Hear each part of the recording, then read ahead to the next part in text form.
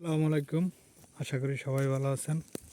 আসলে একটা খামার এমনি এমনি হয় না, খুব কষ্ট করতে হয়, তার তার পিছনে পরিশ্রম করতে হয়। আসলে আমরা যা দেখি যে মানুষ এত গরুর খামার এত করছে, আসলে আসলে একটা জিনিস এত সহসায় হয় না, খুব কষ্ট করতে হয়, তার পিছনে পরিশ্রম করতে হয়। ঠিক আছে, জীবনে আসলে কিছু করতে হলে একদিক না একদিক তারে ছাড় দিতেই হয়, একদিক কিছু পেতে হলে কিছু বিসর্জন দিতে হয়, এটাই সত্যি।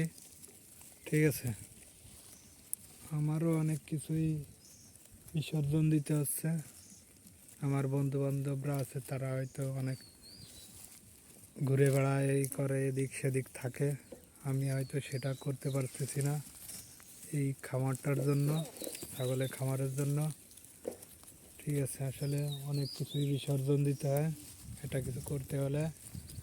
যারা বড় বড় খামারি, এরা আসলে অনেক কষ্ট করেই করছে, এত দূর গিয়েছে। আসলে এত সোজা না একটা জিনিস গড়ে তোলা, একটা খামার গড়ে তোলা এত সোজা না। অনেক কিছু করতে হয়, এর পিছনে পরিশ্রম করতে হয়, সময় দিতে হয়। আসলে সময়টা হলো বেশি প্রয়োজন, সময় ছাড়া কিছু হবে না। তা আপনি যাই করেন না কেন, তার পিছনে শ্রম দিতে হবে। ওই হেলায় সেলাই করলে কোনো কিছুই হবে না, খামারও হবে না, আপনার কিচ্ছুই হবে না। এটা সত্য, চিরন্তন, এটা সত্যি কথা। তাই আমারও ইচ্ছা আছে, আমি একটা খামার গড়ে তুলব। সবাই দোয়া করবেন যেন খামারটা সুন্দরভাবে গড়ে তুলতে পারি। সবাই একটু সাপোর্ট করবেন যেন আমি ভালো একটা ছাগলের খামার করতে পারি।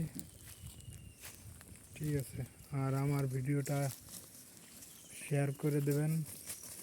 আর যদি ভিডিওটা ভালো লাগে লাইক দিবেন, ফলো দিয়ে রাখবেন।